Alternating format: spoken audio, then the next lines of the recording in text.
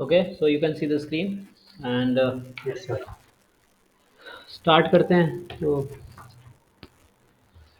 हमने single random variable का moment generating function पढ़ा था। सो मोमेंट जनरेटिंग फंक्शन इसमें रिकॉर्डिंग नहीं हुआ था। रिकॉर्डिंग हो रहा है।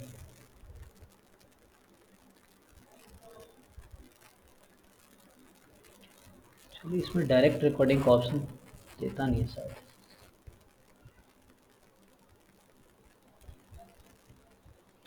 स्क्रीन रिकॉर्डर से हो जाता है, ठीक है। Okay, so moment generating function.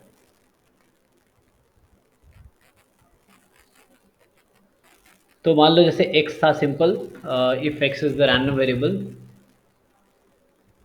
So M G F of X है ना। सो नोटेशन मोस्टली हम लोग ऐसे लिखते हैं, फंक्शन ऑफ टी लिखता हूँ मैं, कुछ बुक में एस लिखा होगा। So this is expectation of E raise to power T X, ठीक है।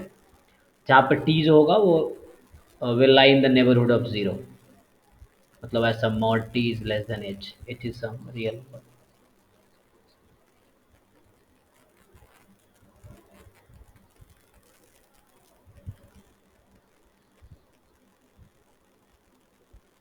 है ना।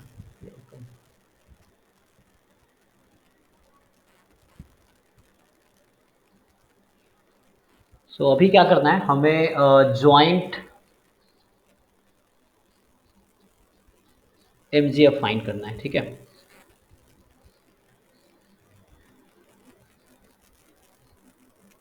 सो सिमिलरली है ना, M G F of Y you right. सो इसका नोटेशन हम लोग ऐसे लिखते हैं, तुम सेम फंक्शन लिख सकते हो, या अगर इसका फंक्शन लिखूँ मैं, exponential of E raise to power S T है ना, इस तरह से, या टी का फंक्शन भी लिख सकते हो, सॉरी एस वाई, ठीक है, इस तरीके से।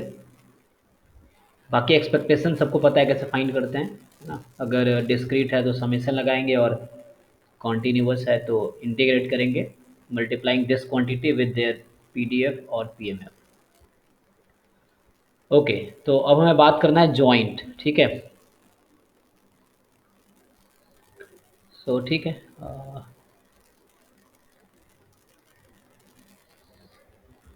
सो M G F in bivariate case,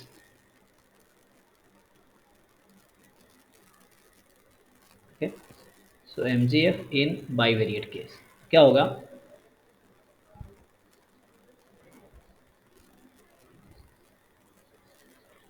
So let x and y be two random variables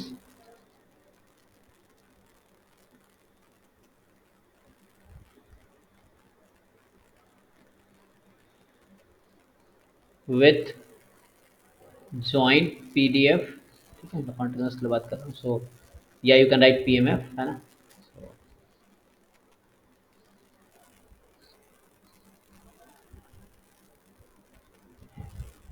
so single random variable में क्या होता है, जो MGF है वो भी एक फंक्शन है ना, एक्सपेक्टेशन भी एक एक्चुअली फंक्शन ही होता है। जो मीन फाइंड करते हैं वो क्या है, फंक्शन ही है।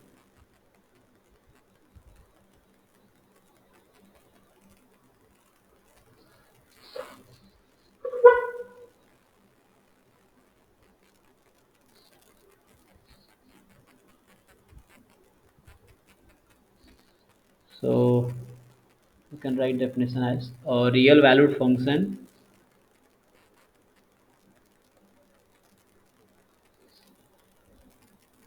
ठीक है। और real valued function moment generating function M से डिनोट करते हैं। तो M is will be from R square to R, ठीक है। वन वेरिएबल में क्या होगा, it will be from R to R, ठीक है। मतलब डोमेन टी की वैल्यू रियल नंबर हो सकती है, और एक्सपेक्टेशन कोई भी रियल नंबर आ सकता है।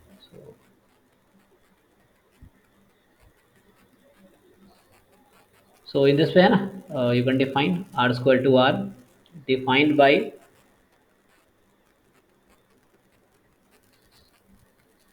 सो यहाँ पे हम जॉइंट की बात करें ना, एक्स एंड वाई दोनों का जॉइंट एमजीएफ लिखना चाहते हैं। तो इसका जो नोटेशन होगा वो ऐसा होगा, M of S comma T या टी कॉमा एस, सो जो भी है ना लिखना है। सो लाइक मैं एस कॉमा टी लिखे ही चलता हूँ, तो जो तुम्हारा साहू वाले बुक में नोटेशन यूज़ किया है। So M of S comma T जो है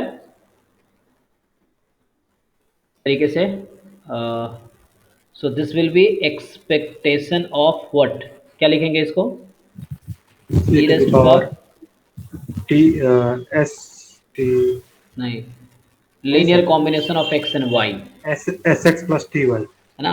सो linear combination of X and Y, so linear combination है, you can write A x plus B Y, but A B में है ना कांस्टेंट वाली फीलिंग आती है, तो इसलिए S T T use one कर, टी टू और एक्स वन एक्स टू सबसे अच्छा रहेगा।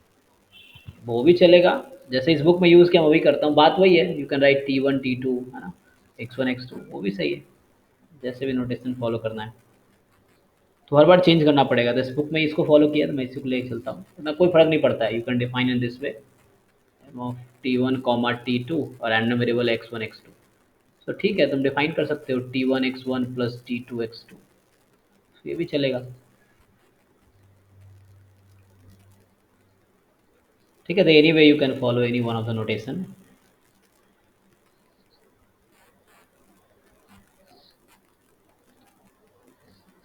So this is defined by this and is called what? So this is called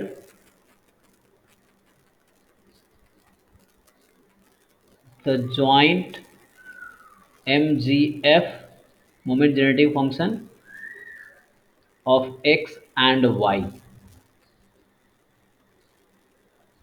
Yeah. So restriction is this expectation must exist.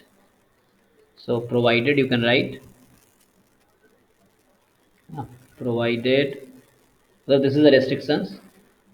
This moment should exist, and a moment may not exist always. You know a few examples. So provided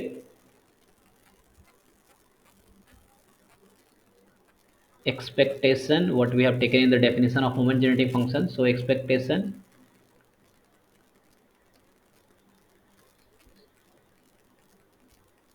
exist, है ना, for all s and t, right.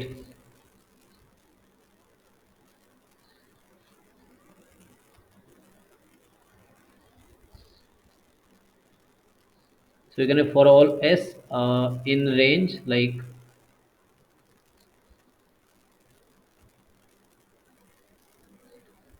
so in interval, you can say in interval, so s will be lie, है ना, s will lie in the neighborhood of 0, जैसे मान लो minus H two H के बीच होगा, और and for all T, जो मैंने T use किया, या टी वन टी टू कर सकते हैं, इन interval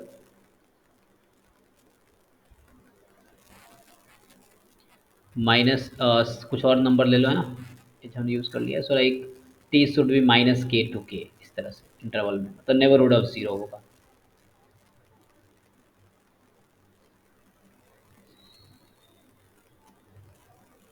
and what are H and K, so for, ये क्या लिखा हमने, ये लिखा हमने T should belong to in the neighbourhood of zero, and what are H and K, so for some H and K are positive real number, है ना, some positive value, some positive real number h and k.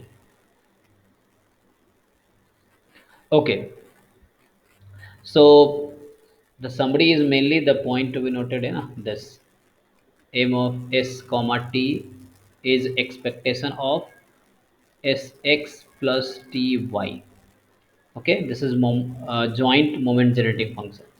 So from here you can simply notice that if we write aim of 0 comma t, मतलब s को 0 रख दिया है ना, तो s को 0 पुट करोगे तो क्या होगा, एक्सपेक्टेशन ऑफ, मतलब ये फॉर्मूला मैं डिराइव कर रहा हूँ, सो व्हेन यू, मार्जिनल। है ना, सो जी ई जी। ऑफ सिर्फ बचेगा T Y, and which is M G F of Y only, है ना, in function of T, and similarly if you put M of S comma zero, so you take T as zero, so T को zero रखोगे, so expectation of e raise to power S X, so this is M G F of X alone, ना, in function of S, या है ना, marginal M G F बोल सकते हो, इस तरीके से सी डी एफ में प्रॉपर्टी था जो कल यूज़ किया था हमने, है ना, एक को तुम रख देते हो प्लस इन्फिनिटी तो दूसरे का वो CDF दे देता है, तो इस तरीके से।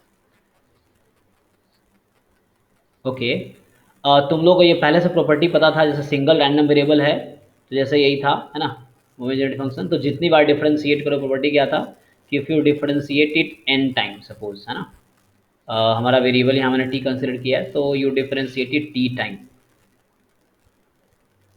जो मोमेंट जनरेटिंग फंक्शन है। So this you will get what, expectation of x raise to power n, ये था ना, when you put t is equal to 0। So similar properties can be, है ना, और डिराइव्ड हेयर। तो क्या होगा, पहले इसकी बात करते हैं।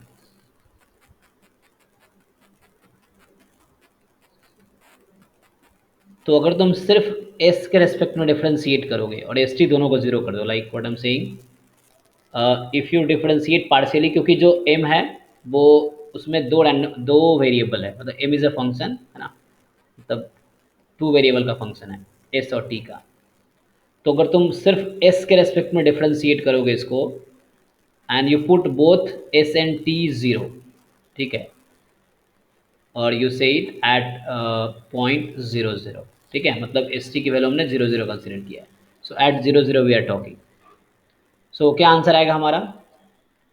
सो देखो, हमने सिर्फ एस के रेस्पेक्ट में डिफरेंशिएट किया है, okay, and we are putting S and T both 0, T 0 put करेंगे, क्योंकि एस के रेस्पेक्ट डिफरेंशिएट करोगे तो T will be have like a constant ना, अगर एस के रेस्पेक्ट में तुम डिफरेंशिएट कर रहे हो सो टी कांस्टेंट की तरह ट्रीट होगा, तो टी एज इट इज रहेगा। सो टी को बाद में तुम 0 पुट कर रहे हो, okay.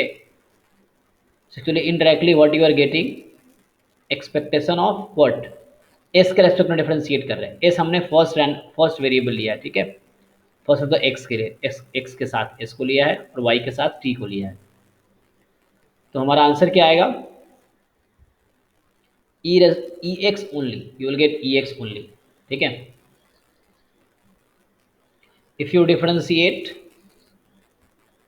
With respect to T of moment generating function S T, है ना, at 0 0, okay, fine. So what we will get, expectation of y, because we are differentiating with respect to t, और t हमने consider किया है y के respect में, तब y के साथ यहाँ पर डेफिनेशन में। And what will happen if we differentiate this joint moment unity function partially with respect to s as well as with respect to t, है ना। so d2 this of mgf upon d del s, मतलब del s del t। सो क्या answer आएगा जी, एक एक बार दोनों के respect में डिफरेंशिएट किया, and we are putting S T both at 0 0, expectation of X Y. Expectation of x into y। है ना, तो you will get x into Y, expectation of x into Y. Similarly इसको हम generalise भी कर सकते हैं, है ना, तो जैसे एक बार डिफरेंशिएट किया है, इसी को आप जनरलाइज करना चाहो तो मान लो मैं k टाइम डिफरेंशिएट कर देते हैं। So we are differentiating k time, del raise to power k है ये, मतलब ऊपर del sk of this moment generating function this with respect to s only, है ना, and after that putting s and t both 0, so we'll get kth moment of x, and if you put this similarly, I suppose the difference in k time only, del tk m of s comma t and putting 0 0, so we'll get expectation of y raised to power k, है ना, मतलब kth moment of y। And similarly if we differentiate it, suppose k plus some other number ले लो, मान लो k plus, क्या लेना चाहोगे, कोई और नंबर, कुछ भी, है ना, k टाइम डिफरेंशिएट करते हैं और l टाइम मान लो, ठीक है, upon differentiating with respect to s के रेस्पेक्ट में k टाइम एंड t के रेस्पेक्ट में l time, okay. So what will get of what, so of joint mgf, and putting it 0 0, so we'll get expectation of x raised to power k into y raised to power n. Okay, so ये clear है सबको? ठीक है जी। So yes sir. Okay, so मतलब definition ये है ना, expectation of E raise to power S T plus S X plus T Y, and then differentiate कर रहे हैं पार्शियली। अगर सिर्फ एस के रेस्पेक्ट में करेंगे तो मुझे सिर्फ एक्स का मोमेंट मिलेगा। टी के रेस्पेक्ट में only if you differentiate you will get only moment of Y. अगर दोनों के रेस्पेक्ट में कर रहे हैं तो जिसके रेस्पेक्ट में जितनी बार डिफरेंशिएट कर रहे हो उतना मोमेंट मिलेगा। ओके, तो कुछ क्वेश्चन करके देखते हैं इस डेफिनेशन पे। सर यहाँ पे एक्स एंड वाई इंडिपेंडेंट होगा ना? किसमें? यही मतलब ज्वाइंट एमजीएफ जो है इसमें तो इंडिपेंडेंट होगा ना एक्स एंड वाई? नहीं, अभी कुछ नहीं दिया है। इंडिपेंडेंट होगा तो उसका कुछ और प्रॉपर्टीज निकल के आएंगे। अभी तुम्हें नहीं दिया है इंडिपेंडेंट है। इंडिपेंडेंट देगा तो इसको ब्रेक कर पाओगे तुम, मतलब अभी अलग अलग नहीं कर पा रहे हम, एक साथ ही है ना। हाँ सर। हाँ, इंडिपेंडेंट होगा तो हम एक्सपेक्टेशन को ब्रेक कर पाएंगे प्रोडक्ट पे। तो अभी इंडिपेंडेंट नहीं है, मतलब वो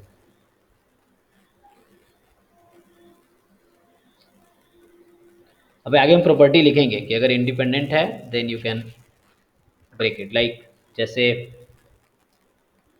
अभी हमने कैसे डिफाइन किया था, मैं डेफिनेशन फिर से लिखता हूँ। सो हमने डिफाइन किया था एम एस टी, है ना। तो ये है expectation of E raise to power T A, मतलब S X plus T Y. अब इसको तुम चाहोगे तो ऐसा लिखने की कोशिश कर सकते हो, E raise to power S X into E raise to power T Y. But you can not write, अगर तुम्हें इंडिपेंडेंट नहीं दिया है, क्योंकि तुमने पढ़ा है अगर इंडिपेंडेंट है तो E of X into Y is equal to E X into E Y, but independent नहीं दिया है तो you can not write this, है ना। This can not be written if you have not given it is independent. अगर बोलता है independent है then we can break this expectation over both function. And उसके बाद ये जो फर्स्ट टर्म है, this alone will be M G F of X in function of S, and this will be M G F of T, M G F of Y in function of T. कब? जब independent होगा, उसको भी लिखेंगे हम, ठीक है। सो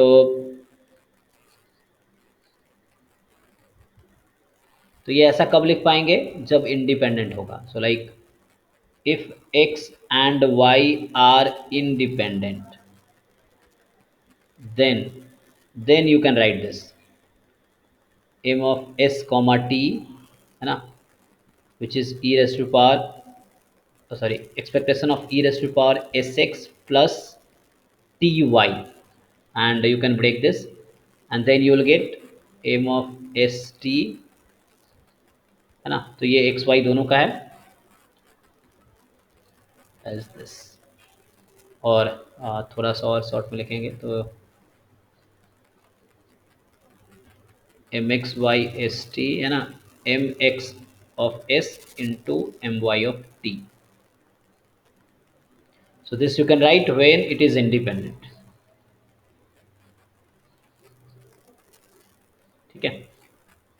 independent नहीं है then you can not break expectation over product. एक क्वेश्चन ट्राई करो, let's write example.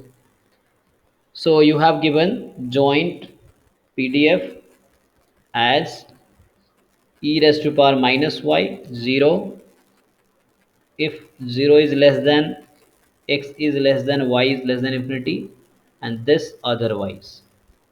Okay, so the question is,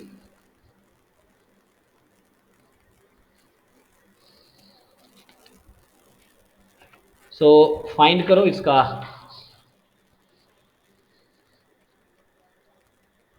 find joint mgf of xy।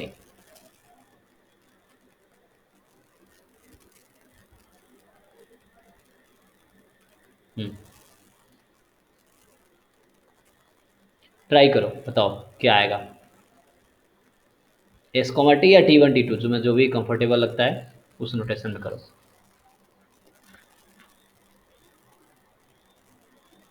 So definition use करो, सिंपल डेफिनेशन, और इंटीग्रेशन होगा। सो मैं definition लिख देता हूँ। It was expectation of E raise to power S X plus T Y. So s and t are variable of this function and x y are random variable for this distribution.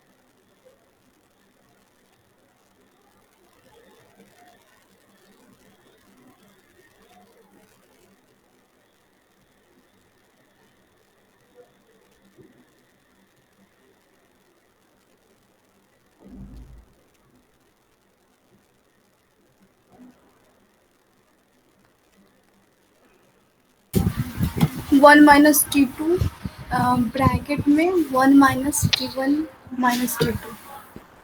अच्छा, तो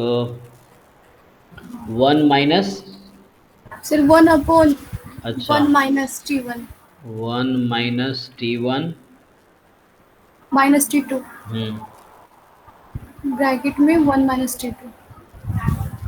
okay. सो T2 का मतलब हुआ यहाँ पे T से जो मैंने नोटेशन यूज़ किया है। Yes, sir. Getting same. Okay, तो यहाँ आया S, ठीक है। इस तरीके से कुछ रेस्ट्रिक्शंस भी होगा फॉर, है ना, कुछ एस टी पे कंडीशन होगा शायद, क्योंकि ये इंटीग्रल हमेशा एग्जिस्ट करेगा क्या। T इज ग्रेटर देन 1 होगा, ओके, नॉट इक्वल्स टू 1 के बराबर होगा। नॉट इक्वल टू 1, तो देखना होगा लेस देन या 10, क्योंकि वो ओरिजिन के नेबरहुड में होता है, कुछ ऐसा पॉइंट होगा। ठीक है, तो ये आंसर चलो करते हैं। So if you solve this, so check. सो हमें फाइंड करना है mgf ऑफ एक्स वाई, है ना, in function of S T. So that is expectation of E raise to power S X plus T Y, या T1 T2 लेना है, उससे अकॉर्डिंग करो। सो एक्सपेक्टेशन सिंपल है, जिसका भी एक्सपेक्टेशन निकालना है वो फंक्शन, तो मैं S X plus T Y और इनटू जो तुम्हारा जॉइंट पीडीएफ है डी एक्स डी वाई, इस तरह से लिख सकते हो। तो देख लो क्या आसान रहेगा, उसके अकॉर्डिंग यू कैन, है ना, take the limit. So F X Y जो तुम्हारा है उसकी वैल्यू है E raise to power minus Y, है ना, यही है, for the region X between 0 and Y. Okay, Y between X to infinity. तो हमने एक्स लिखा है तो पहले एक्स की वैल्यू लिखेंगे, तो 0 टू वाई, और देन उस केस में वाई की लिमिट हो जाएगी 0 टू इन्फिनिटी। ठीक है, अब इसको इंटीग्रेट करना है खाली, तो देखो 0 टू इन्फिनिटी और यह 0 टू वाई एक्स की लिमिट है, तो e raise to power S X अलग कर लो और वाई वालों को एक साथ कर लो, e raise to power T Y minus Y है ना, डी एक्स डी वाई। हमें पहले एक्स के रेस्पेक्ट में इंटीग्रेट करना है, तो जीरो टू इन्फिनिटी वाई वाले टर्म को तुम बाहर कर सकते हो पहले इंटीग्रल से, तो ये कुछ ऐसा बनाएगा T minus one time Y, इसको बाहर कर लिया। अब जीरो टू वाई में इंटीग्रेट करना है e raise to power S X D X, ठीक है, और जो भी आंसर आएगा उसके बाद वाई के रेस्पेक्ट में इंटीग्रेट करना है। समझ आ रहा है जी? तो पहले हम क्या कर रहे हैं, इसको है ना ये साथ रखा हमने क्योंकि एक्स के रेस्पेक्ट में इंटीग्रेट करना है इसीलिए। चलो, so zero to infinity E raise to power T minus one into Y as it is, इसको इंटीग्रेट कर लो। E raise to power S X का क्या होगा इंटीग्रेशन, ई रेज टू हमें इंटीग्रेट किस तरह करना है, एक्स के रेस्पेक्ट में, ठीक है। तो S X upon S check कर लेना जी। So zero to Y D Y, अगर कहीं मिस्टेक कर रहे हो तो है ना, तो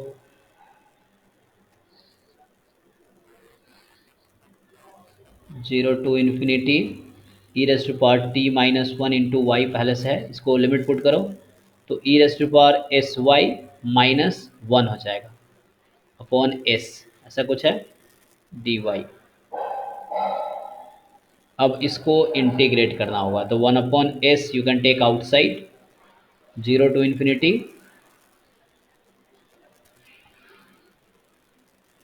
क्या होगा e raise to power, so इसको मल्टीप्लाई कर लो T minus one into Y और यहाँ पे एस वाई आएगा तो प्लस एस कर लो और इंटू वाई आगे minus E raise to power T minus one into Y है ना, और इस पूरे को इंटीग्रेट करना है वाई के रेस्पेक्ट में। So now you can do integration, so one upon S अभी बाहर है, ई रेज टू पावर यह है T plus S minus one into Y और तुम्हें डिवाइड करना पड़ेगा जो भी कोएफिशिएंट है, so T plus S minus one और minus E raise to power T minus one into Y upon होगा टी माइनस वन, यही ना, और यहाँ हो गया लिमिट लिखना है जीरो टू इन्फिनिटी।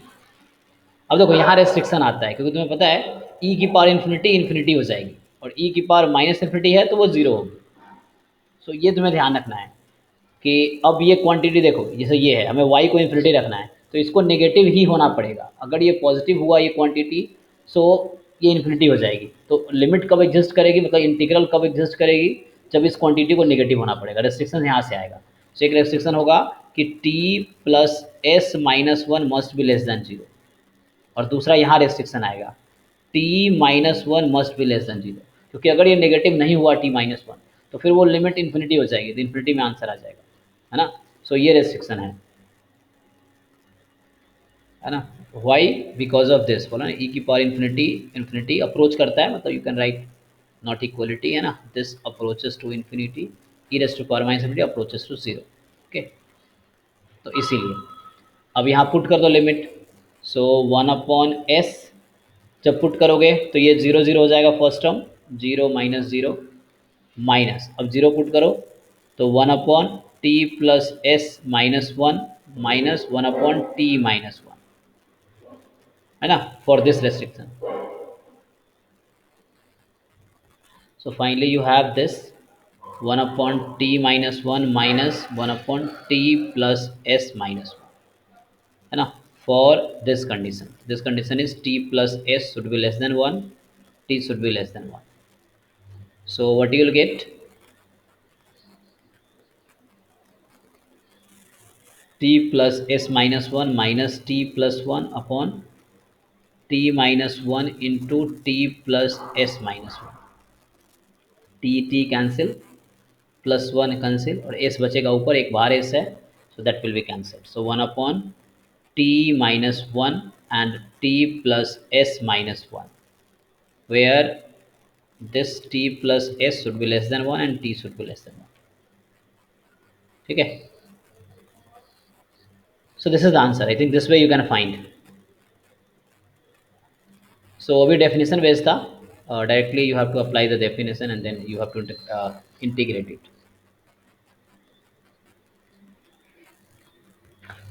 अब जैसे एक तरीका डायरेक्टली मीन निकालने का है ना, वैसे तुम जानते हो जैसे तुम्हें ज्वाइंट दिया है तो अगर ई ऑफ एक्स वाई पूछता तो क्या करते हैं, है ना, एक तरीका है वैसे तुम वैसे जो हमारा कॉन्सेप्ट है उसके हिसाब से अब निकाल सकते हो।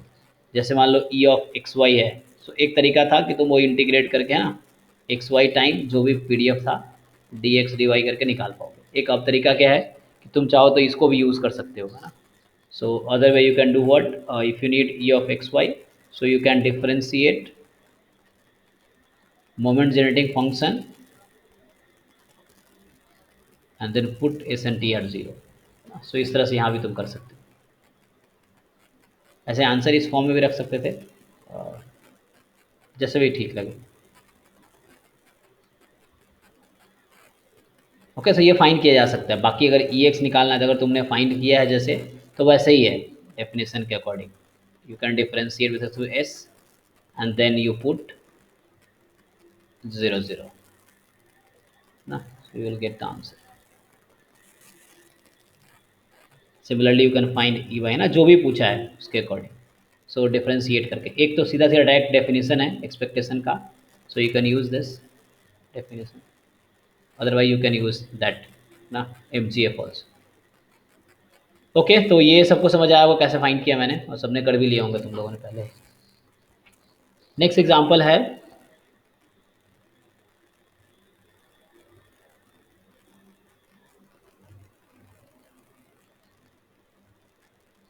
सो नेक्स्ट एग्जाम्पल इज, कोई डाउट हो तो पूछना जी।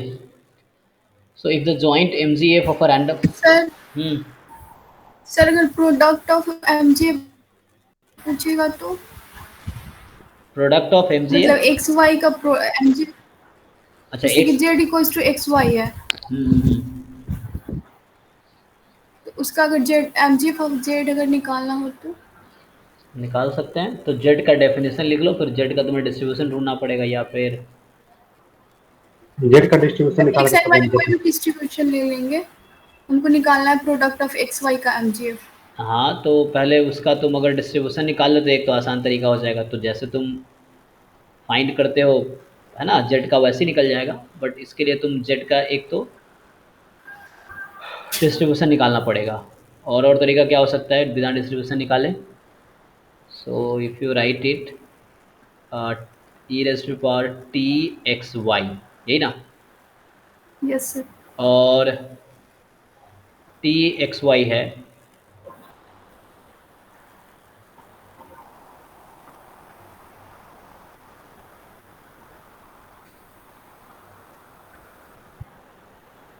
ज्वाइंट पीडीएफ यूज कर देंगे। कर सकते हैं ना। तो यहाँ से अगर हम बिना डिस्ट्रीब्यूशन का चांस नहीं लग रहा है। मतलब यहाँ पे एक्सपेक्टेशन जो हम निकाल रहे हैं, तो इसका निकालना है E raise to power T X into Y का।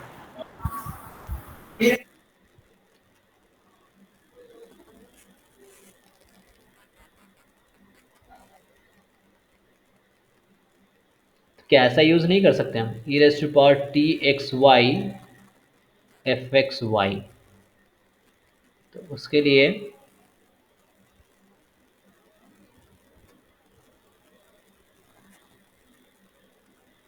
एक्स के हो रिस्पेक्ट में जाएगा, फिर करेंगे तो वाई को कांस्टेंट ट्रीट करेंगे, ऐसा हो कुछ जाएगा। हाँ हाँ, तो जैसे ये तो फंक्शन ऑफ एक्स वाई आ गया, तो इसमें जेड एक को एलिमिनेट हो, कांस्टेंट मान के दूसरे के लिए हाँ, इंटीग्रेट करेंगे। जो भी है, जैसे एक्स के रिस्पेक्ट इंटीग्रेट करेंगे तो वाई कांस्टेंट रहेगा, वाई के लिए एक्स कांस्टेंट रहेगा। तो इस तरीके से जो भी रीज़न है उस पर इंटीग्रेट करके कोशिश कर सकते हो, तो ट्राई किया जा सकता है। ठीक है सर, देखेंगे। क्वेश्चन आता है तो देखेंगे। अभी एक क्वेश्चन और है, लिखो। तो इसमें ये क्या है, दे रखा है तुम्हें एम जी एफ, तुम्हें दे रखा है जॉइंट एम जी एफ, पूछ रहा है कोवेरियंस बताओ एक्स वाई का। सो ऐसा है, if the joint M G F of X and Y is, so S T का फंक्शन है, तुम जैसे भी समझ आता है T1 T2 में लिख लो। सो ये है एक्सपोनेंशियल ऑफ, तो एक्सपोनेंशियल मतलब ई की पावर है, तो मैं आगे लिख रहा हूँ ई एक्स पी मतलब exponential of S plus 3t plus 2s square plus 18t square. And plus 12 time S T. ठीक है जी। तो S plus 3t plus 2s² plus 18t² plus 12st। Question है then find covariance between X and Y. So try करो, definition पता ही है तुम लोग को। So you have to find this quantities. So अब तुम्हें हिंट भी मिल गया होगा इस फॉर्मूले से क्या करना है। ट्राई करो, ठीक है। So what is this quantity? MGF पता है, so what is the covariance?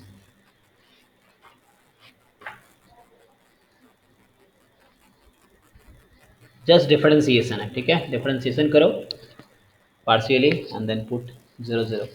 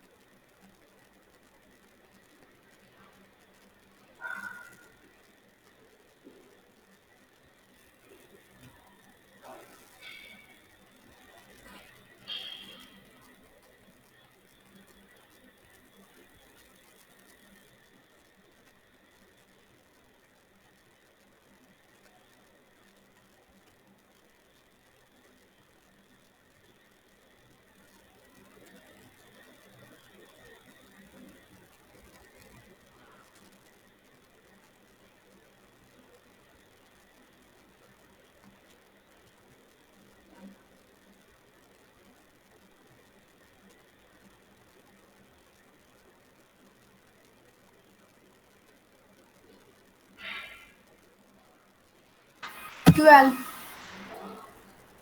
Okay, हाँ जी, बाकी लोग, इतना मुश्किल है क्या डिफरेंशिएशन करना इसका?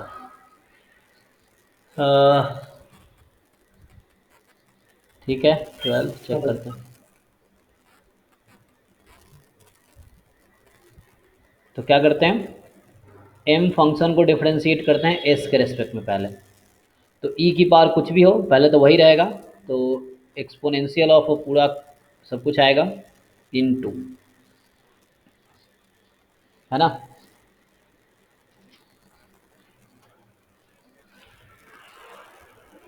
या तुम उसको चाहो तो उसमें एक छोड़ सकते हो, है ना, लाइक जो भी फंक्शन है फर्स्ट उसका डेरिवेटिव यही रहेगा M of S T into.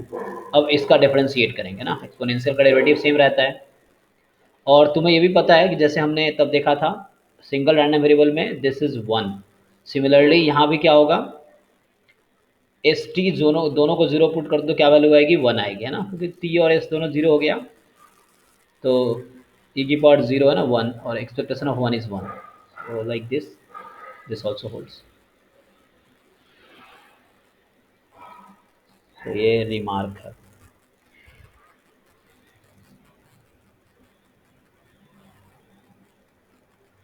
So now differentiate इसको करते हैं,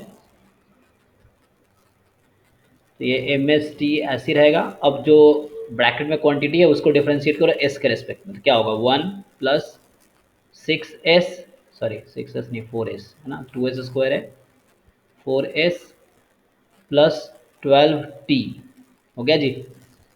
अब इसमें क्या करो, दोनों को ज़ीरो रख दो,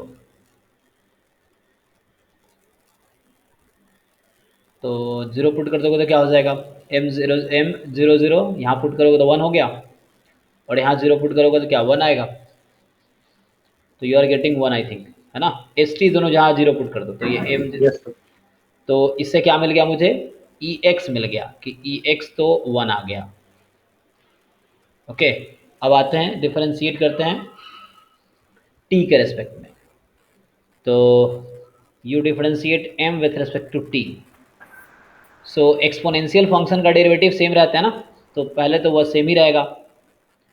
अब तुम्हें टी के रेस्पेक्ट में डिफरेंशिएट करना है, so three plus 36t, T to 36 ना, प्लस 12s।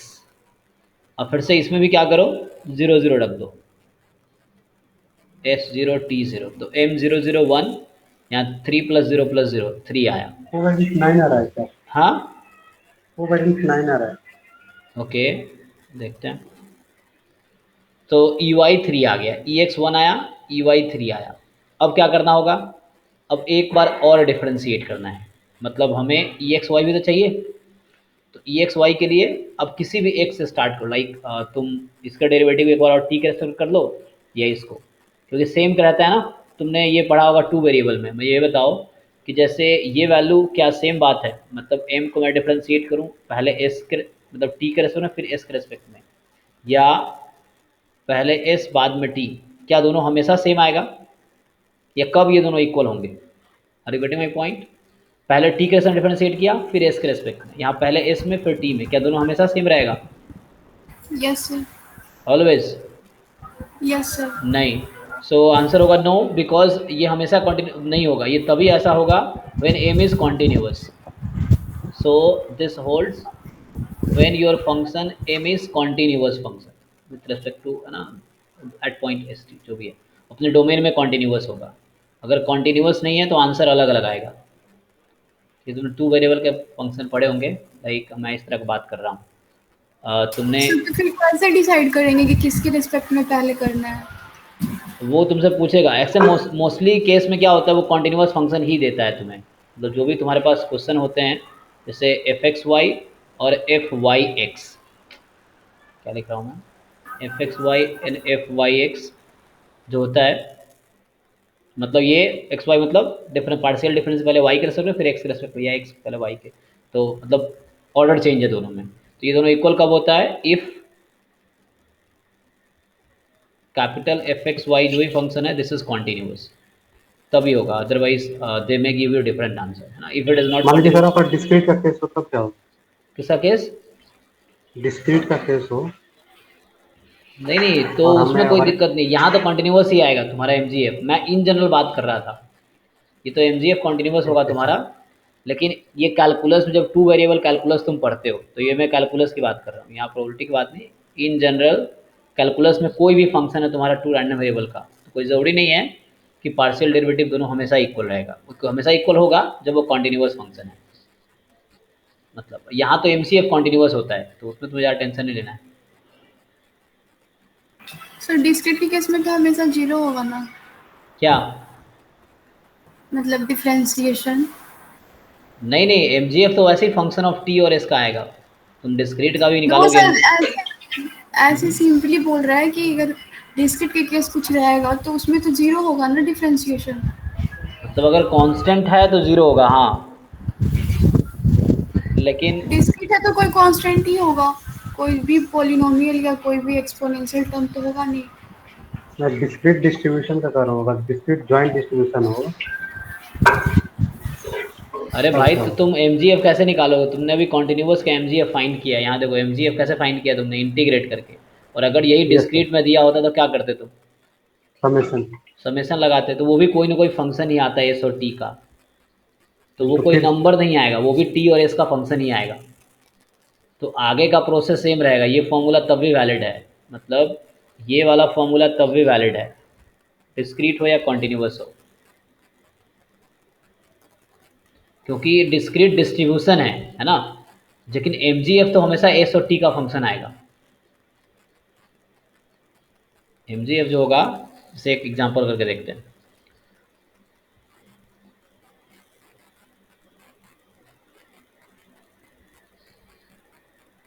अभी हम यहाँ पे आते हैं, पहले इस क्वेश्चन को कंप्लीट करते हैं। सर समझ गया। हाँ, मतलब वो एमजीएफ हमेशा एस टी में ही आएगा, चाहे डिस्ट्रीब्यूशन मतलब कॉन्टिन्यूस हो या डिस्क्रीट हो, एमजीएफ होगा एस और टी का फंक्शन होगा। तो उसके बाद वो एक कॉन्टिन्यूस फंक्शन बन गया, यस जो सर। एमजीएफ है ना। एमजीएफ एक अलग फंक्शन है। ओके, तो यहाँ पे हमने क्या किया, इसको एक बार डिफ्रेंशिएट किए इसके रेस्पेक्ट में, जीरो जीरो पॉइंट पे वैल्यू निकाले, वन आया। फिर टी के रेस्पेक्ट में डिफ्रेंशिएट किए, जीरो जीरो वैल्यू निकाले, थ्री आया। अब इसको डिफ्रेंशिएट करना है, तो किसी एक से स्टार्ट करो, like okay. So del S हमने फाइंड किया था एम का, तो ये आया था M of S T into, मैं इसको कॉपी कर लेता हूँ फिर, है ना। कोई एक यूज़ कर सकते हो, तो one plus four S plus twelve T, so one plus four S plus twelve T. अब इसमें तुम्हें इसको डिफरेंशिएट करना है टी के रेस्पेक्ट में, ठीक है। So del T del S of M, तो अब मैं टी के रेस्पेक्ट में डिफरेंशिएट कर रहा हूँ इसको, तो प्रोडक्ट रूल लगाना पड़ेगा जी, है ना। सो प्रोडक्ट रूल लगाओगे तुम u इंटू वी। तो चलो M of S T as it is, इसको डिफरेंशिएट करते हैं सेकेंड फंक्शन को टी के रेस्पेक्ट में। सो टी के करेंगे तो 12 आएगा प्लस, अब one plus four S plus twelve T as it is. अब इसको डिफरेंशिएट करते हैं एस के रेस्पेक्ट में, क्या बोल रहा हूँ, टी के रेस्पेक्ट में ही फर्स्ट फंक्शन को, मतलब हमारा हम डिफरेंशिएट किसे करें, टी के रेस्पेक्ट में, है ना। इसका मतलब क्या हुआ कि हम इस वाले फंक्शन को जो ऊपर है उसको डिफरेंशिएट कर रहे हैं टी के रेस्पेक्ट में, तो u इंटू वी लगा रहा हूँ मैं एक्चुअली, u इंटू वी। तो u as it is, v का derivative, v as it is, u का डेरिवेटिव, डिफरेंशिएशन टी के रेस्पेक्ट में ही हो रहा है।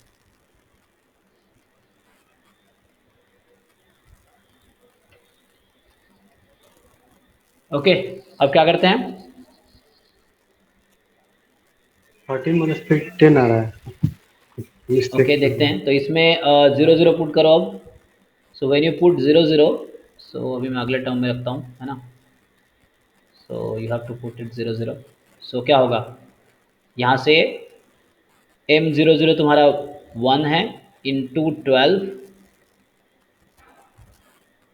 Plus, plus one. इसमें एस टी को जीरो पुट करो वन इंटू, और इसको टी के रेस्पेक्ट में डिफरेंशिएट किए, इसका मतलब क्या, तो ये आया था जो टी के रेस्पेक्ट डिफरेंशिएट किया ना, जीरो जीरो पुट किए, तो क्या आंसर आया था, three del M upon del T. इसका आंसर कितना आया जब जीरो जीरो पुट किए तो थ्री। तो इसको पुट करोगे, सो 1 × 3 तो कितना है टोटल, 12 + 3। सर ये कैसे होगा? 15। अरे भैया इसको ध्यान से देखो, ये क्या है, वो वन मतलब कि इसका स्क्वायर हो जाएगा ना सर? किसका? 1 + 4s + 12t का होल स्क्वायर हो जाएगा। अगर ऐसा जब इसका करेंगे तो आएगा e⁻s + 3t + 2s² ऐसे करके आएगा। तो ये ये तो आएगा, सारा वन हो जाएगा ये जब आएगा जी। ना।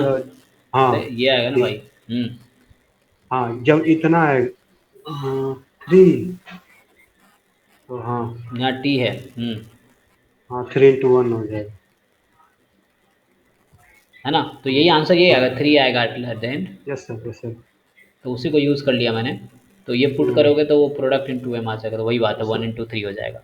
15 - 3 12। 15 हो गया। अब क्या है हमारे पास, ये क्या मिला, सो हमने यहाँ से फाइंड किया e(x)(y), इसका मतलब है e(x)(y) जो है वो 15 आ गया। ये हमारा क्या आ गया, 15 आ गया। ठीक है, अब हमें जो ज़रूरत थी वो हमने फाइंड कर लिया, हमें चाहिए था कोवेरिएंस एक्स वाई का। तो e(x)(y) माइनस e(x)(y), ओके। सो 15 - 3 × 1, सो 15 - 3 12। ठीक है, तो ये करेक्ट था। Yes sir. तो मतलब तुम्हारे पास एम जी एफ ज्वाइंट दिया है, तुम एक बार एस के रेस्पेक्ट में डिफ्रेंशिएट करो, एस टी दोनों जीरो करो तो ई एक्स मिल गया। टी के रेस्पेक्ट में डिफ्रेंशिएट करो, एस टी जीरो करो, 3 मिल गया। अब पार्शियल डेरिवेटिव करना है दोनों के रेस्पेक्ट में, तो एक बार तुमने किया हुआ ही है। अगर जैसे इसको यूज़ करना है टी वाले को, मान लो तुम्हें इसको यूज़ करना है, तो इसको तुम एक बार एस के रेस्पेक्ट में डिफ्रेंशिएट करो। यहाँ प्रोडक्ट फंक्शन का है तो प्रोडक्ट रूल यूज़ करना पड़ेगा। तो बस पार्शियल डेरिवेटिव तुमने पढ़ा होगा है ना डिफरेंशियल कैलकुलस में, यस सर। तो उसको यूज़ करो। अब उसके बाद फिर एस टी दोनों जीरो पुट कर दो तो e(x)(y) आ गया, उसको पुट कर दिया। ओके, अब क्या करते हैं,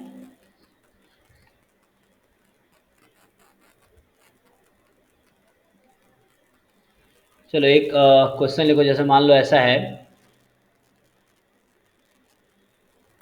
सर अगर इसी में अगर दे देगा mgf(x)+y निकालने तो वो भी आ जाएगा। देखो अगर तुमसे पूछता है mgf(x)(y) x+y, मान लो क्वेश्चन है, ये अभी अभी अभी आगे कराऊंगा इसको, लीनियर कॉम्बिनेशन ऑफ है ना x+y, तो फिर से इसको मान लो जैसे z है सपोज, सो mgf(x+y) पूछ रहा है, तो मतलब mgf(z) पूछ रहा है, ऐसा है।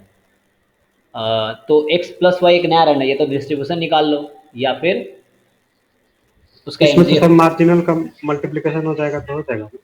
हाँ, जैसे मान लो इसको डेफिनेशन वाइज क्या लिखेंगे, e⁻t(z), सो e⁻, मतलब एक्सपेक्टेशन ऑफ e⁻t(x+y), है ना। अब क्या होगा, expectation of e⁻tx into e⁻ty। अब फिर से वही है, या तो इंडिपेंडेंट दिया है तो काम आसान हो जाएगा, इंडिपेंडेंट नहीं दिया है तो है ना e⁻tx इंटू e⁻ty, और जो भी इसका जॉइंट डिस्ट्रीब्यूशन है tx dy, उसे फाइंड करो। इंडिपेंडेंट देता है उसको अलग अलग कर फिर लेते हैं। इंडिपेंडेंसी वाला केस। सर यहाँ पे अगर मार्जिनल एमजीएफ निकालते हैं ना एक्स का और वाई का, तो नॉर्मल फॉलो कर रहा है, मतलब दोनों का अलग अलग फॉलो कर रहा है, पैरामीटर चेंज है दोनों का। लेकिन अगर इंडिपेंडेंट देता है तुम इसको अलग अलग कर सकते हो ना, मतलब यहाँ पे अलग कर पाओगे अगर इंडिपेंडेंट दिया है तो, नहीं तो तुम्हें ऐसे ही करना पड़ेगा अलग अलग, मतलब जो मार्जिनल तब यूज़ करोगे ना एम दोनों का, जब वो इंडिपेंडेंट है। तो मैं लिखता हूँ, एक रिजल्ट लिखता हूँ, सर देखो। तो मार्जिनल एमजीएफ जो दिए हैं क्वेश्चन, उससे तो निकल ही रहा है मेरा। अच्छा तुम इसी क्वेश्चन में बात कर रहे हो, ओके, तो इसमें क्या है, हम्म इसमें ये जो ज्वाइंट एमजीएफ है, इसमें क्या अगर हम एक्स का निकालेंगे तो टी की जगह सारा जीरो पुट कर देंगे, तो ये निकल जाएगा e⁻s + 2s²। ठीक है। मार्जिनल हाँ लिखेगा वो करेगा नॉर्मल फॉलो कर रहा है। विथ मीन 1 और वेरिएंस 4। हाँ, मतलब तुम ये यूज़ करो, ठीक है, जैसे जीरो कॉमा हमने टी कहा था, जीरो पुट कर देंगे तो ये तुम्हारा mgf(y) का आ गया, ओके, और s(0) तो ये mgf(x) का आ गया, ठीक है। तो यहाँ से एक्स वाई दोनों का आ गया। तो जो भी ठीक है, फंक्शन मेरा है, मिल रहा है, एक का मिल रहा है नॉर्मल मीन 1 और वेरिएंस और 4। देखो अगर मान लो इंडिपेंडेंट दे देता है तो उससे क्या होगा इजीली कि प्रोडक्ट हो जाएगा, मतलब जैसे मैं रिजल्ट लिखता हूँ, देखो जो तुम पूछ रहे हो ना उसका एक जनरलाइज रिजल्ट है। जनरलाइज रिजल्ट क्या है कि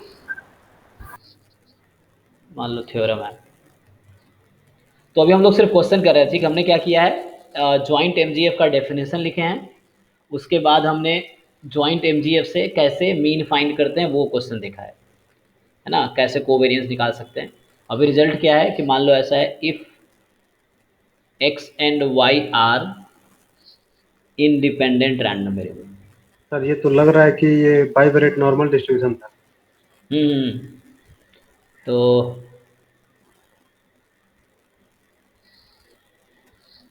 then what is MGF of A x plus B Y, then मतलब मैं थ्योरम है तो क्वेश्चन कर लिख रहा हूँ। सो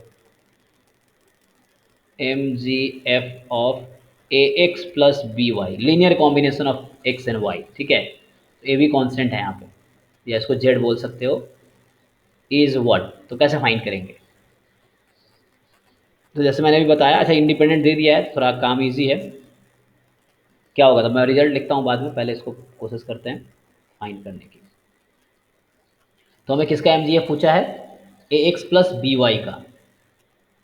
तो तुम ऐसा कर सकते हो, इसको जेड मान लो है ना, फिर जेड से स्टार्ट कर सकते हो। So we can take Z as A x plus B Y. So मुझे चाहिए M G F of Z, है ना, तो एक ही वेरिएबल है ना, क्योंकि linear combination of random variable है, तो ये एक न्यू रैंडम वेरिएबल ले सकते हैं। यहाँ हम जॉइंट की बात नहीं कर रहे ना, क्योंकि ये जॉइंट नहीं फाइंड कर रहे, सिर्फ हम एक जेड का निकाल रहे हैं। So expectation of E raise to power T Z होगा, है ना, and so you can write it as e raised to power t of ax plus by। इसको ब्रेक करोगे तो तुम इसको लिख सकते हो expectation of E raise to power T मतलब A T X into A B T Y, है ना। और चूंकि इंडिपेंडेंट है, so this is function of X, this is function of Y, so you can break the expectation, है ना, this is some function of X, some function of Y, और independent है तो तुम इसको ब्रेक कर सकते हो, E raise to power A T X into expectation of E raise to power B T Y, जो कल हमने रिजल्ट लिखा था, if X and Y are independent then E of X into Y is equal to E X into U Y, या कोई भी function X Y का, so you can break that. And this is what, इसको तुम क्या लिख सकते हो, तो टी के जगह अब ए टी आ गया, तो this is M G F of X as a function of A T, not T, है ना, टी की जगह ए टी हो गया, and this is M G F of Y as the function of B T. ये result है actually. So यहाँ तुम्हें मान लो independent variable with M G F दे रखा है, मान लो, है ना, इस तरह से। So what you can write, M G F of this जो है इसका नोटेशन होगा, and you can write like this, m of ax plus by in terms of t, and that you will get as क्या था, x का in terms of t a t मतलब as a function of a t into moment derivative function of y as a function of b t। ठीक है, तो ये तो ऐसे रिजल्ट है अगर इंडिपेंडेंट है तो यहाँ ए बी को 1 रख दो, तो x प्लस वाई का एम जी एफ क्या हो जाएगा, है ना, M G F of X into M G F Y, both will be the function of same.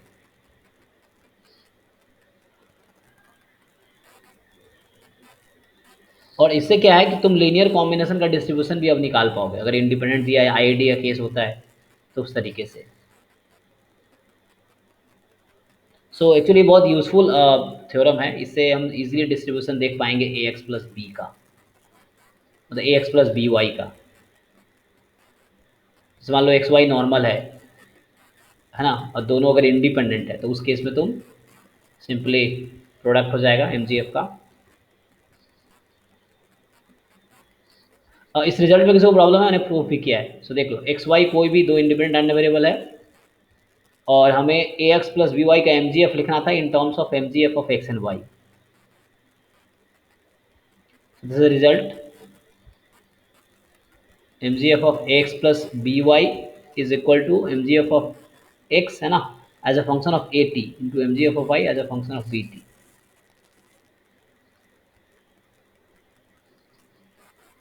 इस पे कुछ क्वेश्चंस करके देखते हैं, देखो।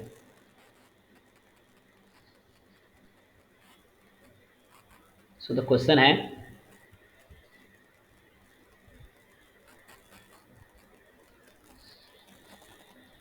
कि suppose x is a random variable, normal random variable with mean 2 and variance 9, ठीक है।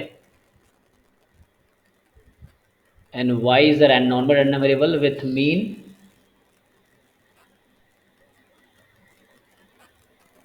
0 एंड वेरिएंस 16, ठीक है।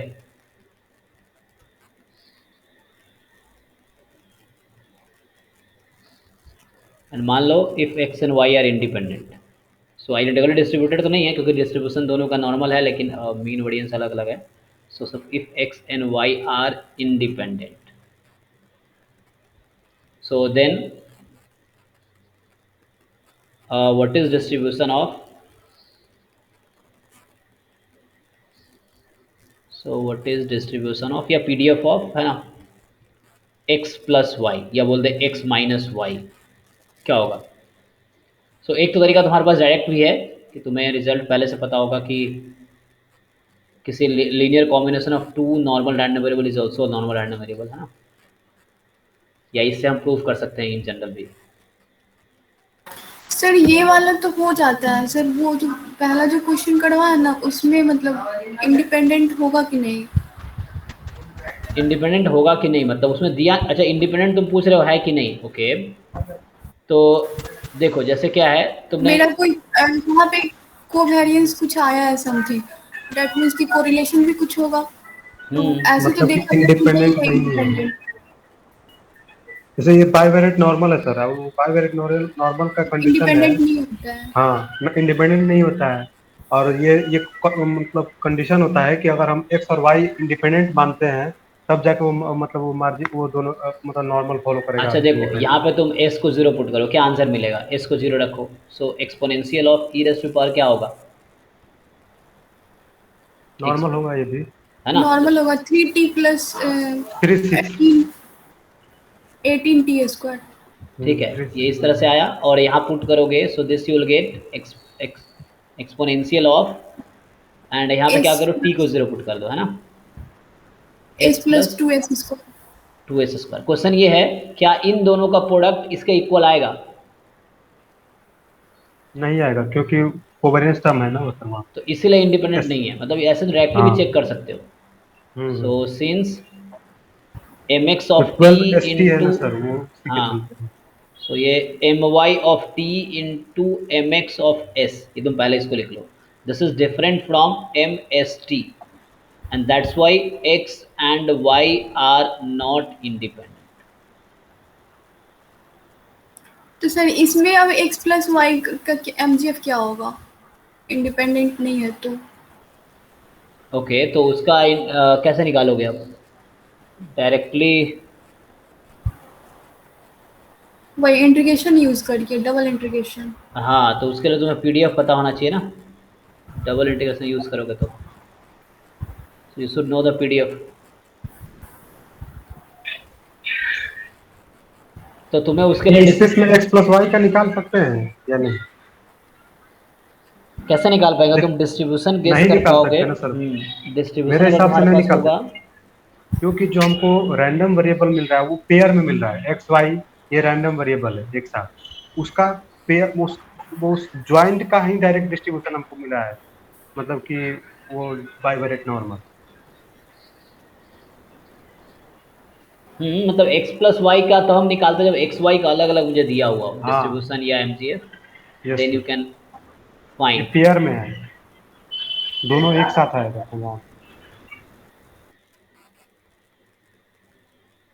सो यहाँ से डिस्ट्रीब्यूशन निकाल लो, इससे फिर उससे कर सकते हो ट्राई।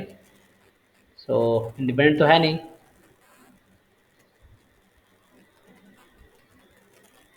सर जी। सर ये इंडिपेंडेंट कैसे नहीं हो रहा है सर, क्योंकि सर दोनों को मल्टीप्लाई करेंगे फिर तो सर वही वाला टर्म आ जाएगा ना, एमएसटी तो आ जा रहा है। कहाँ आ जाएगा, करो, अच्छा आ जाएगा क्या,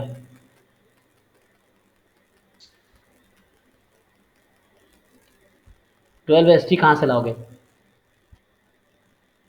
हाँ सर 12 ST, अच्छा हाँ ठीक है सर, ठीक है सर, हाँ सर। ठीक है ना, पावर ऐड तो होगा बट ठीक है सर।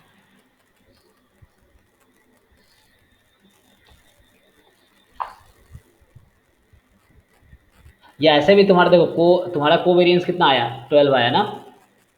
ये हमारा रिजल्ट कल वाला क्या था?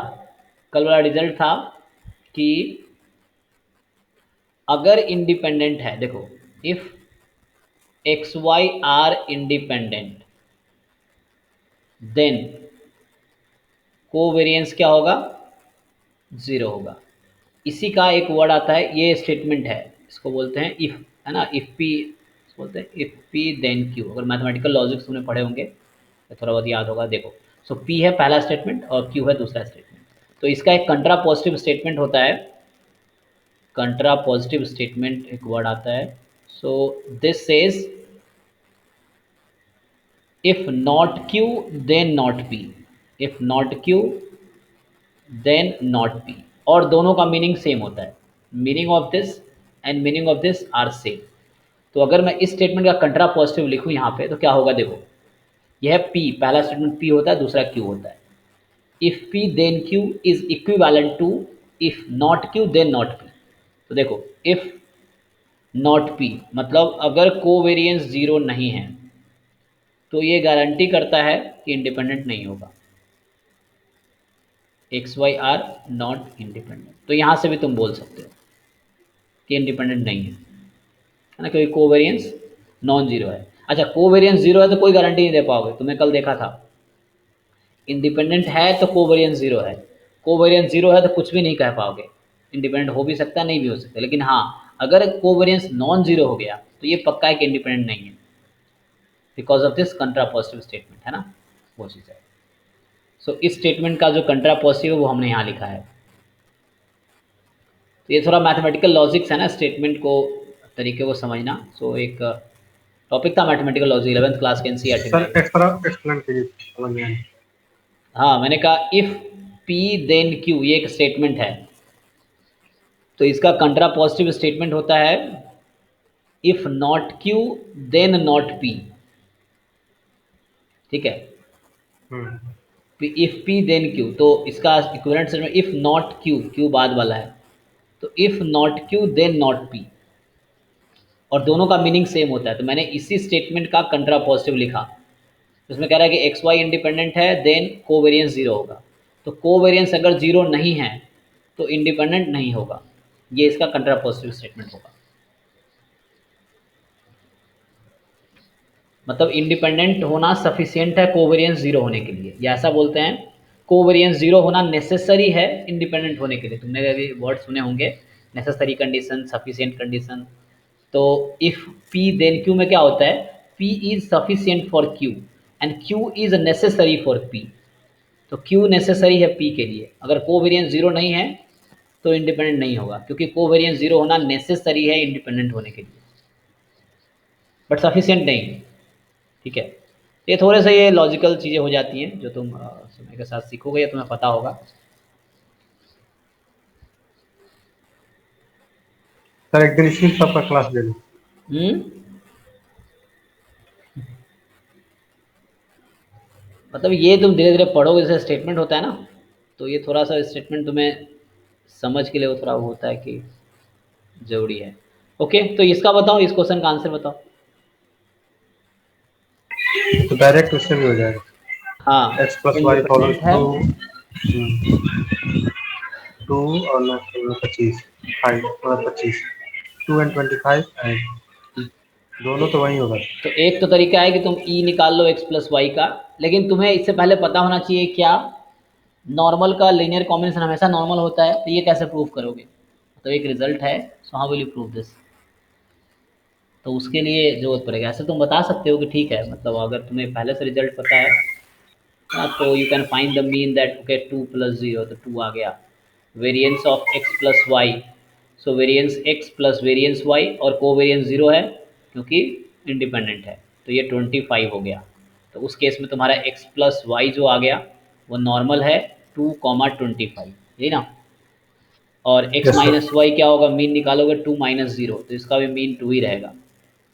और वेरिएंस निकालोगे तो भी क्या आएगा, 25। क्योंकि वेरिएंस का ये फॉर्मूला ये होता है।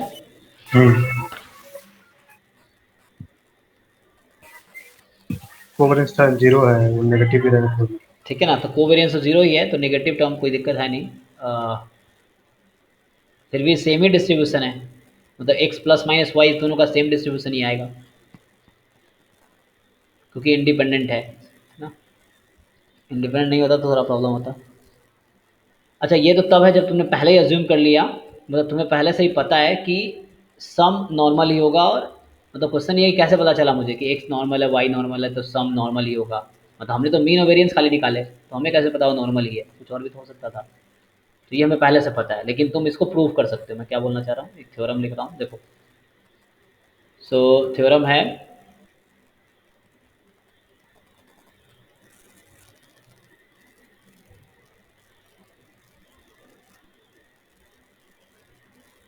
Linear combination of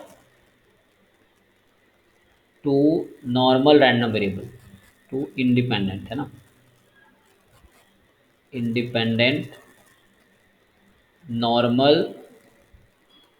random variable is also normal. ठीक है, मतलब कोई दो रैंडम वेरिएबल है,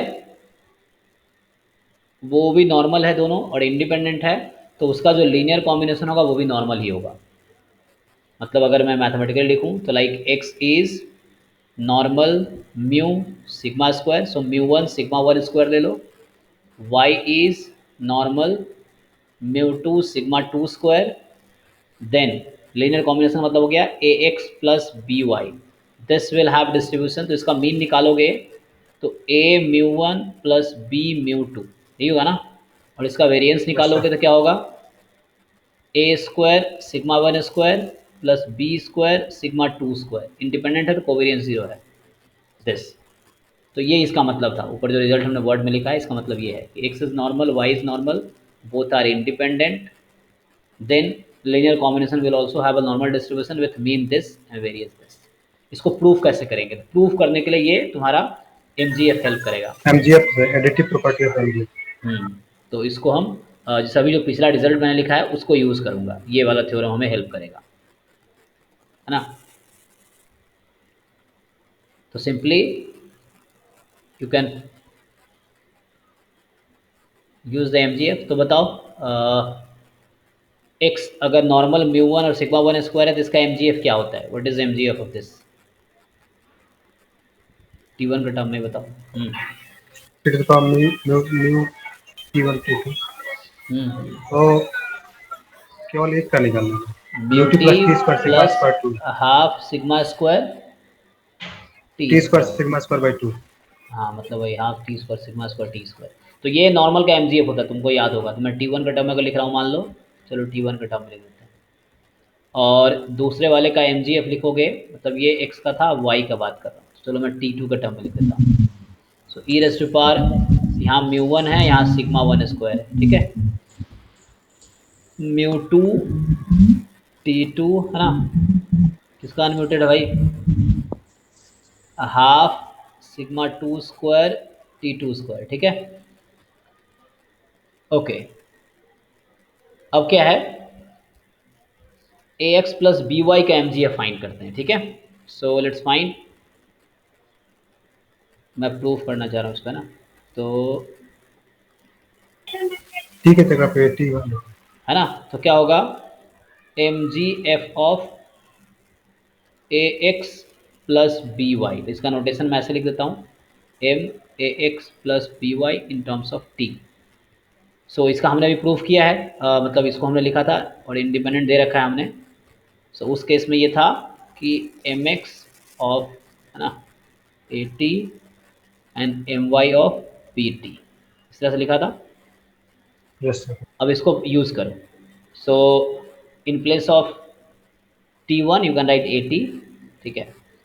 सो ये होगा ई रेज टू पावर, या मैं एक्सपोनेंशियल लिख देता हूँ, एक्सपोनेंशियल म्यू वन ए टी, ठीक है, मतलब T1 की जगह यहाँ 80 है, इस T1 को रिप्लेस कर रहा है 80 plus half sigma 1 square T1 square, क्या होगा A स्क्वायर T1 स्क्वायर, यही ना, क्योंकि हम T1 की जगह 80 यूज़ कर रहे हैं,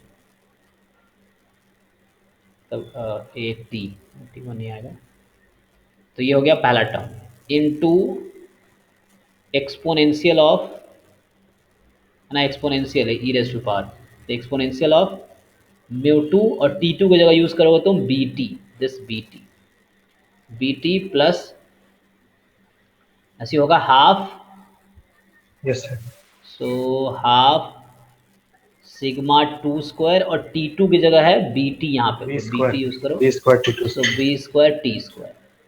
अब एक्सपोनेंशियल ई की पावर दिस इंटू ई की पावर दिस, तो ई की पावर दिस प्लस दिस मतलब कॉमन आ जाएगा, सो एक्सपोनेंशियल कॉमन हो गया, पावर जोड़ दो, so a μ1t plus half sigma 1 square a square T square plus μ2 BT या b μ2t plus half sigma 2 square b square T square.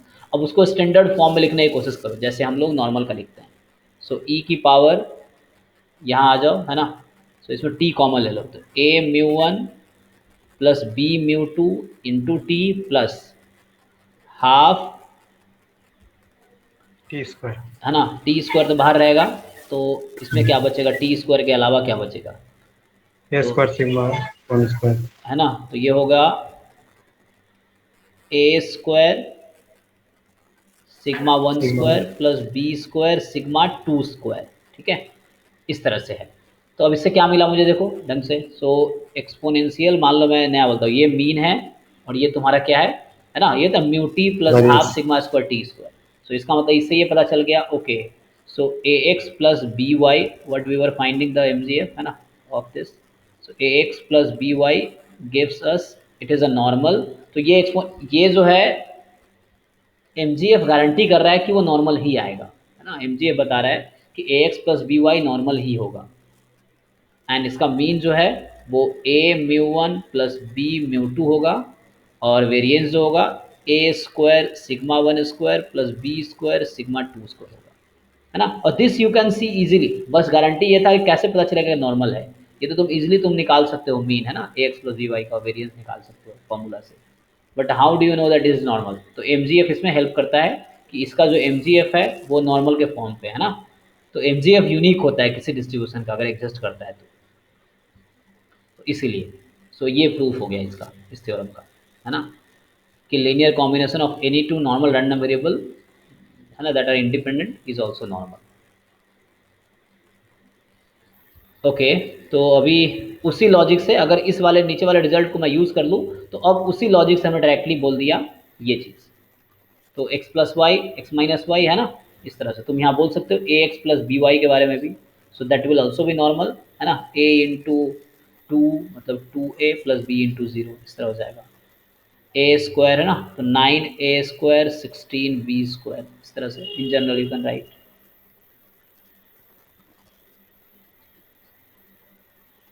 Okay, so इसलिए minus से फर्क नहीं पड़ रहा है इसको क्योंकि बी स्क्वायर है।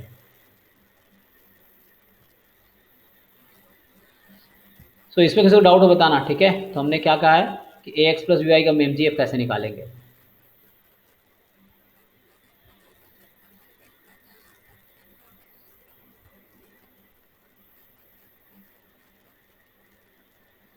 So try next example. I think now you can do.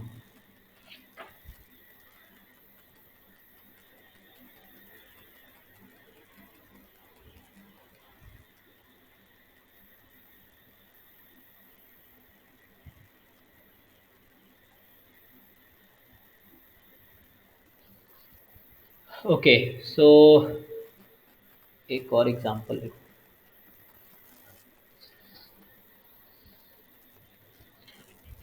So chi square distribution है, किसी को पता है एमजीएफ क्या होता है, याद Yes, करो, sir. आसान लिखने को पहले। एक है जैसे मान लो x इज बर्नौली या बाइनोमियल विथ 1 कॉमा p, ठीक है, y इज बाइनोमियल 1 p, ठीक है, सेम डिस्ट्रीब्यूशन लिया हमने,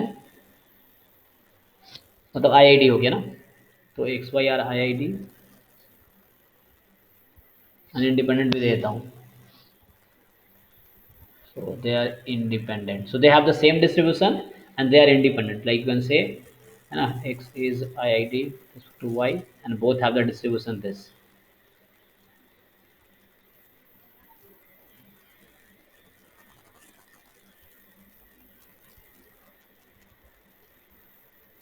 So question is, what is the distribution of x plus y? So what is distribution of x plus y? 2p. So ये तुम लोग पहले से भी जानते होगे और इसको प्रूव कर सकते हैं हम लोग, है ना। MGF के थ्रू इसको और जनरलाइज किया जा सकता है, अभी तुमने ऐसे लिख दिया है, you can right n1 p1 मान लो ऐसा है और n2 p2, तो इस केस में क्या होगा, है ना। अलग अलग MGF का मल्टीप्लिकेशन। सो ये जो आएगा बाइनोमियल ही होगा, है ना। और क्या हो जाएगा, पैरामीटर। सर ऐसे नहीं होगा वो, इससे प्रॉब्लम होगा ना, probability you have to take same. जब P सेम रहेगा तभी हो सकता है। वरना MGF problem, okay, n1 plus n2 p, है ना। तो n1 plus n2 with same, है ना, पैरामीटर p सेम रखना पड़ेगा वरना प्रॉब्लम होगा। तो कैसे प्रॉब्लम होगा देख लेते हैं, कहाँ प्रॉब्लम है। तो इसका mgf क्या होता है बाइनोमियल का, what is the mgf of x ना, मान लो t1 के रेस्पेक्ट। सो बाइनोमियल का mgf तुम्हें याद होगा, q plus p to the power t, q plus p e raise to power t और पावर में n जो भी है, तो यहाँ n1 बर्नौली है, है। हाँ नहीं बाइनोमियल है, बर्नौली एक्चुअली स्पेशल केस है बाइनोमियल का। अगर 1 रख दिया तो बर्नौली है, अगर 1 को बढ़ा के कुछ, है ना, जैसे जब बाइनोमियल 1 कॉमा पी है तो ये बर्नौली है। बाइनोमियल एक्चुअली स्पेशल केस है बर्नौली का, तो ये बाइनोमियल लिया मैंने, जनरलाइज कर दिया। तो x is binomial, y is binomial, है ना। ये क्या है, बोनो बाइनोमियल है, random variable.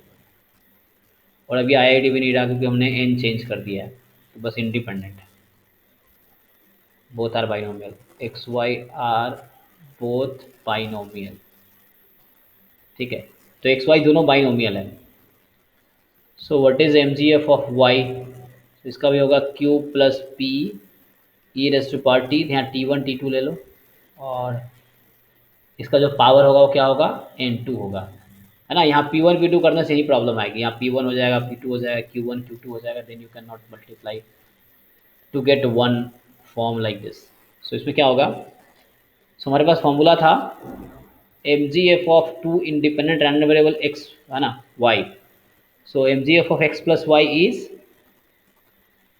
Nothing but mgf of x into mgf of y, ठीक है। ये हमारा फॉर्मूला था, इसमें पुट कर लो। तो if you multiply it what you will get, q plus p e raise to power t और इसका पावर होगा n1 प्लस n2।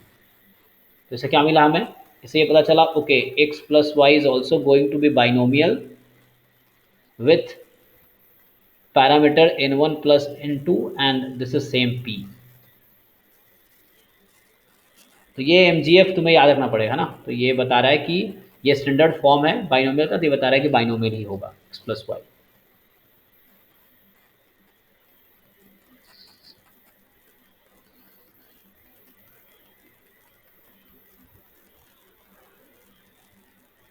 ओके जी, तो इसमें किसी को डाउट है? तो इस तरीके से तुम कर सकते हो। सिमिलरली अगर मान लो काई स्क्वायर है ना, जैसे रिजल्ट होता है, सो और ये बहुत सारे रिजल्ट है। So I think I have to write it from सुरहतकी में, बहुत सारे उसने थ्योरम बना के ऐसे दिए हैं उन्होंने। एक्स इज काई स्क्वायर रैंडम वेरिएबल मान लो ऐसा है with 1 degree of freedom, y is also chi square with 1 degree of freedom, they are independent। क्या होता है x plus y क्या होगा, chi square 2, it is also chi square with 2 degree of freedom। how to prove this, so same logic यहाँ भी होगा। so what is the mgf of this x, है ना, what is mgf of this, 2 to the power minus 1/2, so y क्या होगा 1 upon हाँ वही बात है, 1 minus 2t, this एंड यहाँ भी होगा 1/√1 minus 2t। Okay, yes.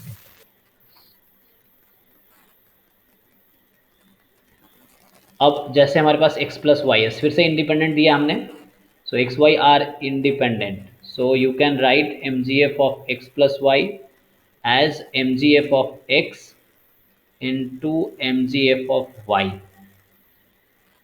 Okay, so क्या होगा 1/√1 माइनस 2t, इसका हो जाएगा स्क्वायर, ये ना। So you can rewrite it as same thing twice हो गया, so you can rewrite as standard form क्या होता है काई स्क्वायर एन का, M G F 1 minus 2 to the power minus n by 2।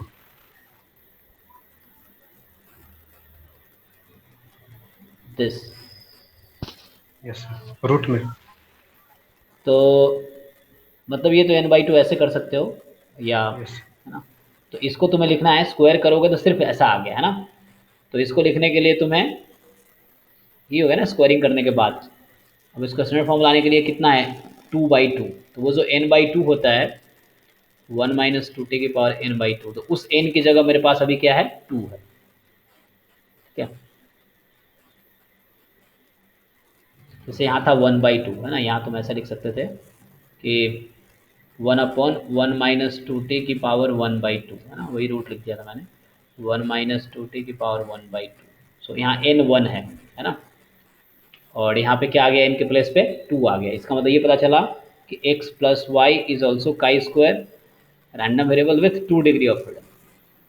इसको और generalise कर सकते हैं, इंडिपेंडेंट होना चाहिए लेकिन। What about the difference?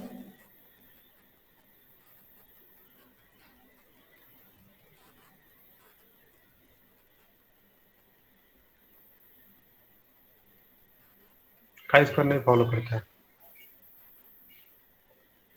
है ना। तो मतलब हो सकता है जैसे मान लो एमजीएफ तुम फाइंड कर सकते हो, बट हो सकता है कि वो कुछ अलग एमजीएफ आएगा जिससे कोई डिस्ट्रीब्यूशन का पता नहीं चलेगा, मतलब कोई होगा जिसका कोई स्पेशल नाम नहीं है। ऐसा भी हो सकता है कभी कभी कि जरूरी नहीं कि एमजीएफ हमेशा स्टैंडर्ड ही होगा, कुछ ऐसा आएगा जो स्टैंडर्ड नहीं है, जैसे मान लो x माइनस वाई का एमजीएफ फाइंड कर रहे हैं, है ना। सो अकॉर्डिंग टू डेफिनेशन क्या होगा, है ना, a x plus B Y, तो ए एक्स प्लस बी वाई, ए की जगह 1 है, बी की जगह -1 है, तो वो था M x of A t, और ये था M Y of B t, तो बी -1 है, बी टी है ना, a x plus B Y.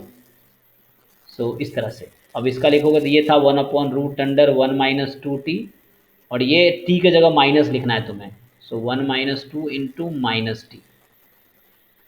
So what will happen 1/√1 plus 2t 1 minus 2t, so 1 minus 4t square.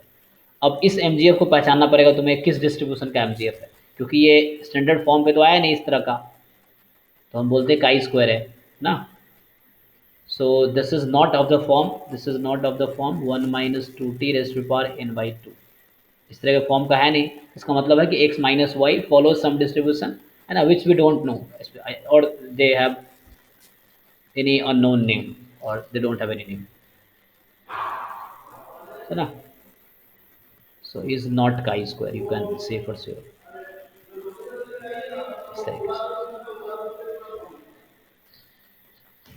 ठीक है जी, तो इसी के साथ जो साहू वाली बुक का चैप्टर 8 है वो ख़त्म होता है ना, इसने इतना ही एक्सप्लेन किया है,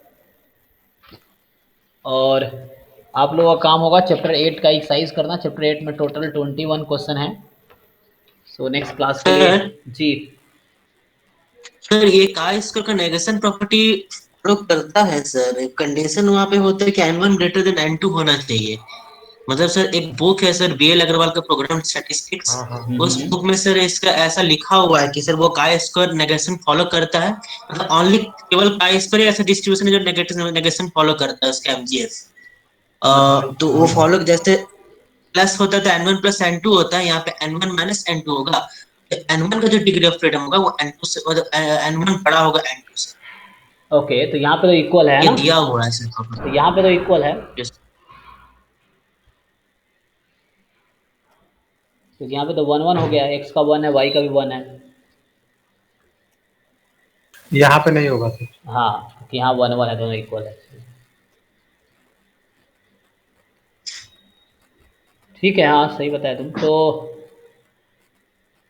ट्राई करना, एग्जाम्पल्स भी कर लेना तुम लोग खुद से, ताकि तुम्हें कॉन्सेप्ट है ना डेवलप हो जाए या तुम्हें खुद ही कॉन्फिडेंस आए। Then you solve this and next class में इसका डाउट पूछो। और कुछ पूछना है तो बताओ।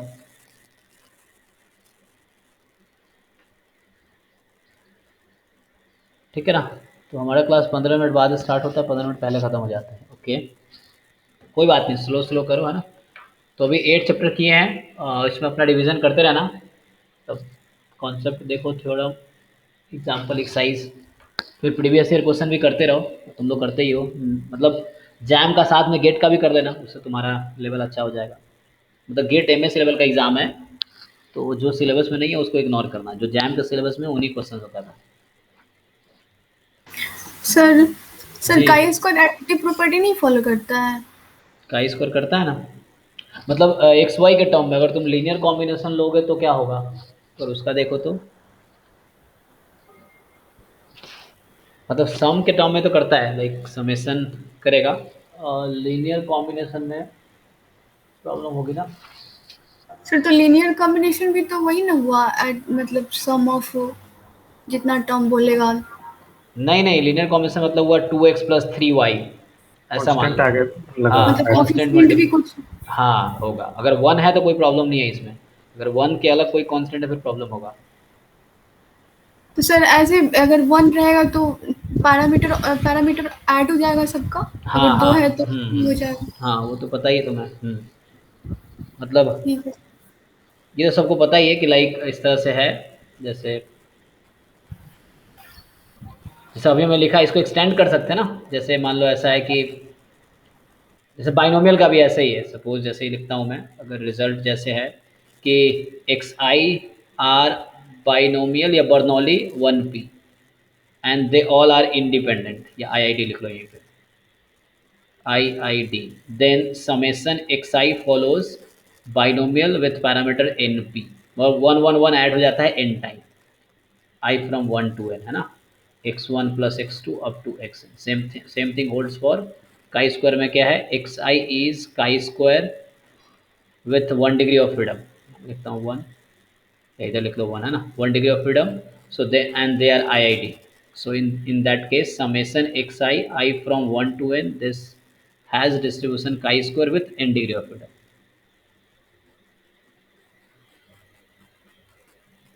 है ना।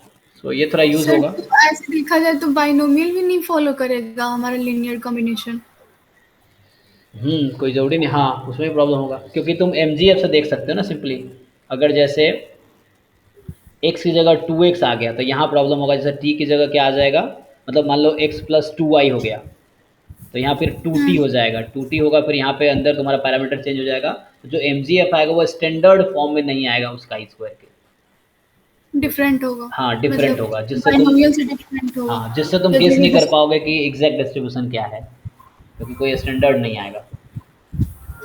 तो कुछ ना कुछ आएगा आंसर, बट वो स्टैंडर्ड के फॉर्म पे नहीं आएगा। ठीक है सर।